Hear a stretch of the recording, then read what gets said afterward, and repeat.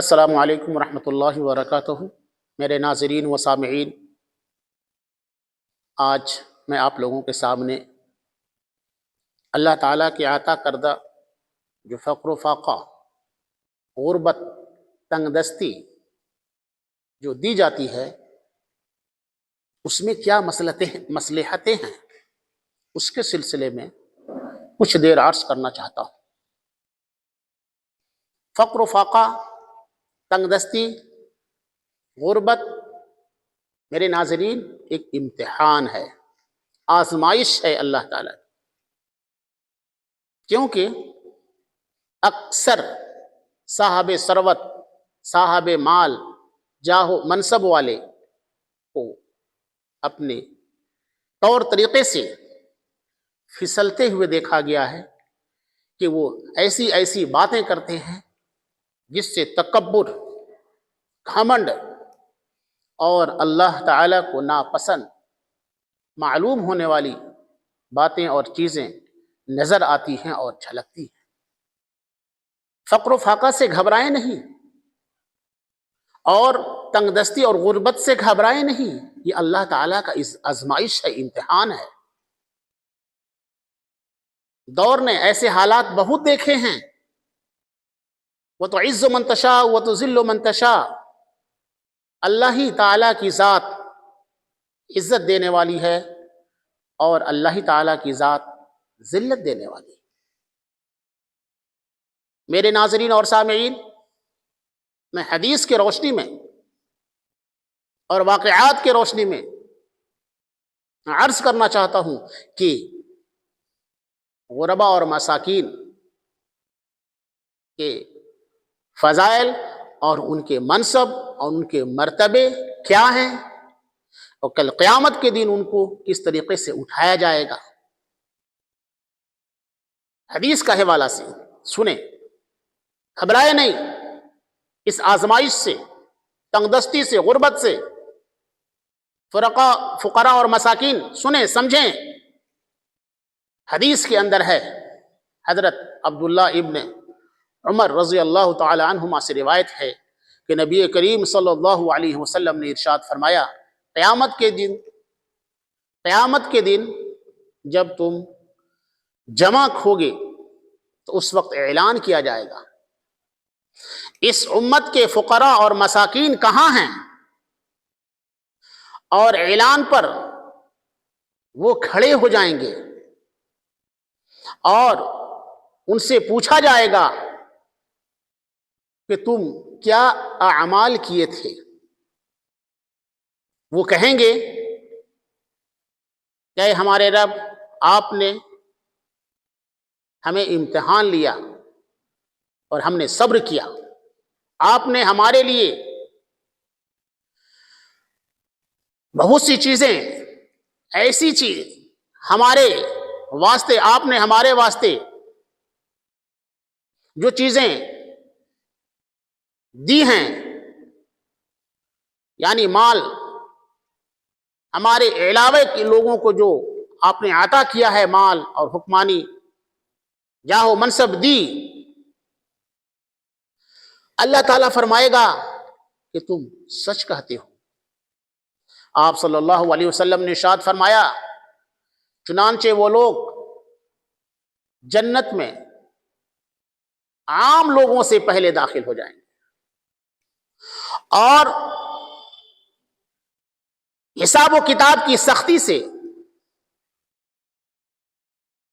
ان لوگوں کے لیے وہ سختی رہ جائے گی جو حکمراں تھے، جاہ و منصب کے مالک تھے اور مال و اسباب کے مالک تھے۔ میرے ناظرین اور سامعین، وہ غربا اور مساکین کہیں گے، اے پروردگار عالم، آپ نے امتحان لیا، ہم نے صبر کیا، اور آپ نے غیروں کو مال اور حکمرانی دی، اور اللہ تعالی فرمائے گا کہ تم سچ کہتے ہو۔ آپ صلی اللہ علیہ وسلم نے ارشاد فرمایا، چنانچہ وہ لوگ جنت میں عام لوگوں سے پہلے داخل ہو جائیں گے، اور حساب و کتاب کی سختی سے باز رہیں گے، اور یہ حساب و کتاب کی سختی صرف حکمرانوں اور جاہ اور منصب والوں کے لیے رہ جائے گی۔ میرے ناظرین اور سامعین، تو پتہ چلا کہ جاہ و منصب، مال و دولت بھی ایک جان کا کال ہے اور سبب ہے، مصیبت کا سبب ہے، اس کا حساب لیا جائے گا۔ حضرت ابو سعید رضی اللہ تعالی عنہ سے روایت ہے کہ میں نے رسول اللہ صلی اللہ علیہ وسلم کو یہ ارشاد فرماتے ہوئے سنا، یا اللہ مجھے مسکین طبیعت بنا کر رکھ۔ کیا فرمایا؟ حضرت ابو سعید رضی اللہ تعالی عنہ اس حدیث کے راوی ہیں کہ میں نے رسول اللہ صلی اللہ علیہ وسلم کو یہ ارشاد فرماتے ہوئے سنا، یا اللہ مجھے مسکین طبیعت بنا کر رکھ، مسکین طبیعت بنا کر رکھیے، مسکینی کی حالت میں دنیا سے اٹھائیے، اور میرا مسکینوں کی جماعت میں، میرا حشر مسکینوں کی جماعت میں فرمائیے۔ کیوں کہا آپ صلی اللہ علیہ وسلم نے؟ اس کی کیا وجہ تھی؟ غور کرنے کی بات ہے میرے ناظرین اور سامعین۔ وہ مسکین، فقراء، وہ تنگ دستی والے، غربت والے حساب و کتاب کی سختی سے بری ہوں گے، وجہ خاص روز روشن کی طرح آیا ہے۔ دوسری جگہ فرمایا گیا، حضرت سعید ابن ابی سعید رحمۃ اللہ علیہ فرماتے ہیں کہ حضرت ابو سعید خدری رضی اللہ تعالی عنہ نے رسول اللہ صلی اللہ علیہ وسلم سے اپنی تنگ دستی اور ضرورت کا اظہار کیا۔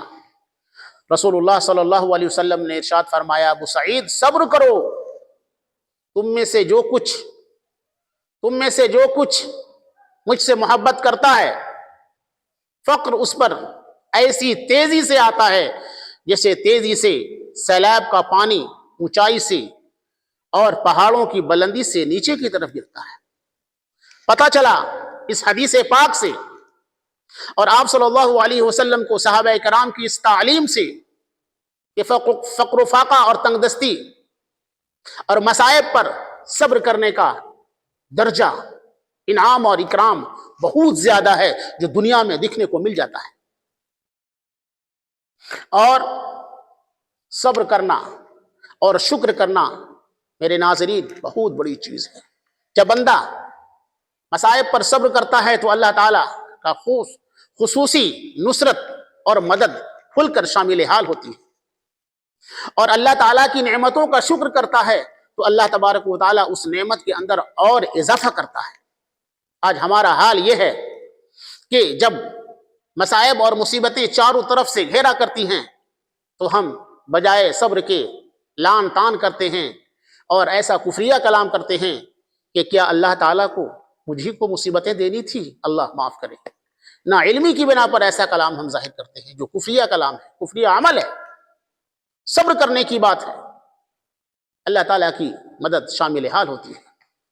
اور فرمایا گیا کہ اللہ تعالیٰ کی نعمتوں کا شکر ادا کرو۔ اگر تم شکر ادا کرو گے تو ہم مال میں زیادتی ادا کریں گے، نعمتوں کا شکر ادا کرو گے، اور اگر ناشکری کرو گے تو ہم چھین لینے پر بھی قادر ہیں۔ میرے ناظرین اور سامعین، صبر اور شکر بہت بڑا عمل ہے، جس صبر اور شکر سے اللہ تعالیٰ اپنے بندوں کے قریب ہو جاتا ہے، اور جب بندہ اللہ کے قریب ہو جاتا ہے تو اللہ تعالیٰ کی مدد کھل کر سامنے آتی ہے۔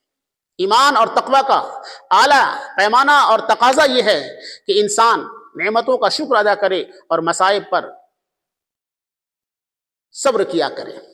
جناب رسول اللہ صلی اللہ علیہ وسلم کی عملی زندگی تھی، چنانچہ جناب رسول اللہ صلی اللہ تعالی علیہ وسلم کو جب بھی مصائب چہار جانب سے گھیر لیا کرتے تھے، ہر ایسے باری بڑے سے بڑے مصائب میں بھی گھرنے کے بعد آپ صلی اللہ تعالی علیہ وسلم جو ہے صبر کیا کرتے تھے، اور فرمایا کرتے تھے الحمدللہ الذی علی کل حال۔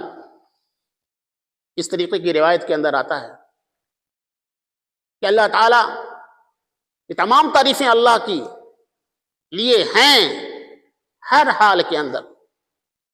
الحمدللہ الذی علی کل حال،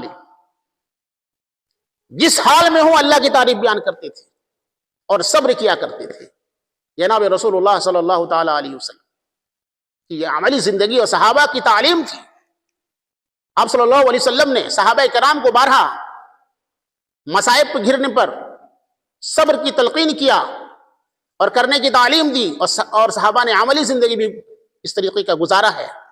اور جناب رسول اللہ صلی اللہ تعالی علیہ وسلم کو جب نعمتوں کا جب خوشیاں پیش آیا کرتی تھی تو آپ صلی اللہ علیہ وسلم بھی شکر ادا کرتے تھے, اور شکر کے ساتھ ساتھ لوگوں کو بھی اس پر عمل کرنے کی تلقین کیا کرتے تھے. تو میرے محترم ناظرین, آج ہم جب مصائب میں گھر جاتے ہیں تو طرح طرح کی باتیں کرنا شروع کر دیتے ہیں. میرے ناظرین, مصائب, تنگدستی, غربت, فقر و فاقہ, یہ اللہ تعالیٰ کی آزمائش اور امتحان ہے. میرے ناظرین اور سامعین, اس پر صبر کرنی چاہیے اور اللہ تعالیٰ کی نعمتوں کا شکر ادا کرنی چاہیے. یہ ایک ایسا زیور ہے جو دنیا اور آخرت دونوں میں 4 چاند لگا دیتا ہے, دنیاوی زندگی کے اندر بھی اور اخروی زندگی کے اندر بھی.